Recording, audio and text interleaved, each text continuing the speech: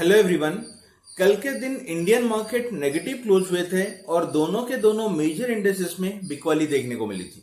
वहीं पे अगर हम एफआईज एंड डीआईज के डेटा देखें तो एफआईज ने करीब करीब 1150 करोड़ का सेलिंग किया था, जहां पे के डीआईज ने करीब करीब 480 करोड़ का बाइंग किया था। उसके बाद शाम को जो ग्लोबल सिचुएशन था वो काफी, ग्लोबल मार्केट बेसिकली बहुत ही कमजोर था और एंड होते होते अमेरिकन मार्केट बेहद कमजोरी के साथ क्लोज हुए हैं। ओवरऑल मार्केट में 1.2 से लेके 2% तक की कमजोरी देखने को मिला है, जहां पे कि नास्डैक सबसे ज्यादा कमजोर क्लोज हुआ है।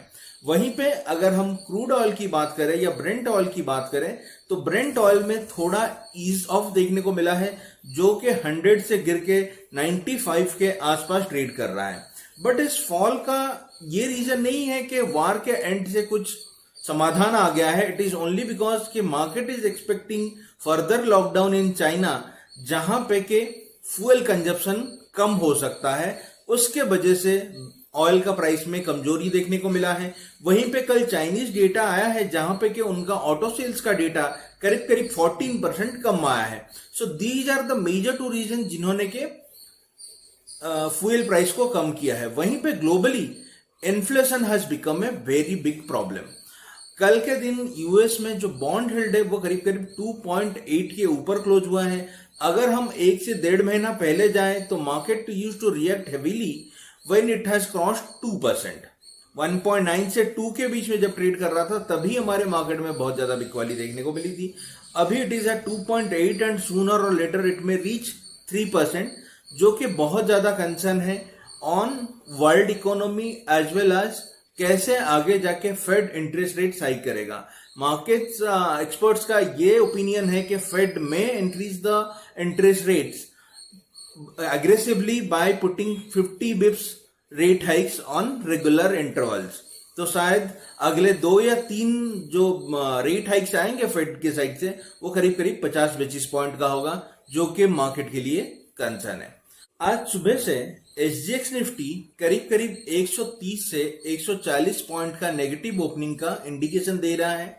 अगर रियल टर्म्स में ऐसा गैप डाउन ओपनिंग हमें होता है तो will be opening somewhere around 17,600 या उसके नीचे।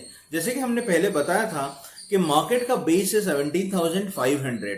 किसी भी टाइम पे अगर निफ्टी 17,500 को ब्रीच करता है तो definitely it is going to test 17,000 और इवन इट कैन टेस्ट 16,800।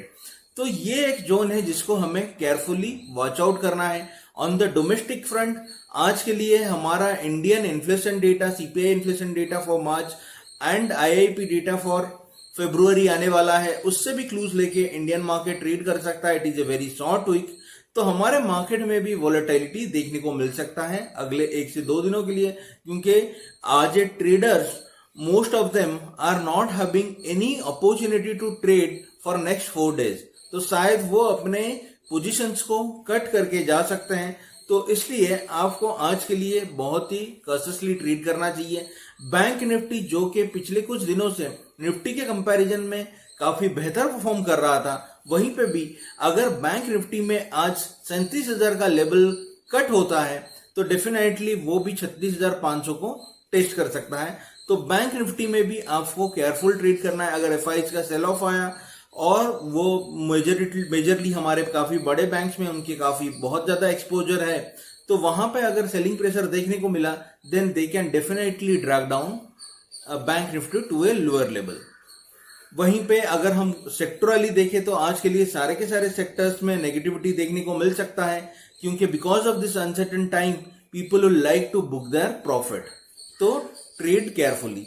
अगर स्टॉक्स एंड न्यूज के हिसाब से देखें तो कल टीसीएस का रिजल्ट आया था एंड टीसीएस का रिजल्ट बहुत ही बेहतर था। It is at par with market expectation. अगर एक चीज आज एक कंसर्न देखने को मिला है इस रिजल्ट में तो it is about the attrition rate. वहां पे उनका अट्रिशन रेट करीब करीब 17% है, जो कि बहुत हाई है।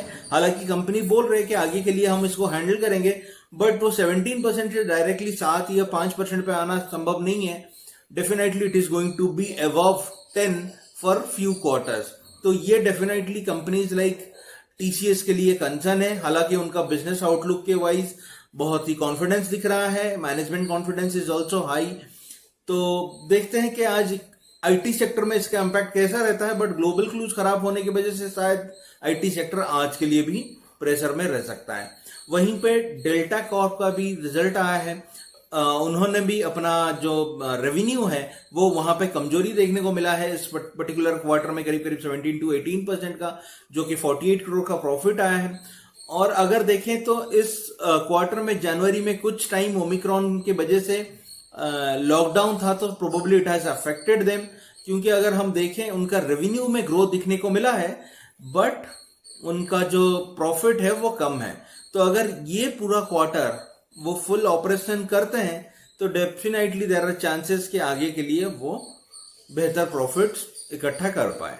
और जो एक अनाउंसमेंट आया है फ्रॉम ट्राई के साइड से, जहां पे कि उन्होंने 5G स्पेक्ट्रम में करीब करीब 30 से 40% का कटौती का अनाउंसमेंट किया है। It is a very good news for all the telecom companies. So शायद आज के लिए इंडियन मार्केट में टेलीकॉम कंपनीज में एक पॉजिटिविटी देखने को मिले। And good news for all of us is sooner we are going to have 5G in all our phone and on our internet services। वो हमारे लिए आज के लिए एक पॉजिटिव न्यूज है। Thank you for watching and please subscribe to our channel.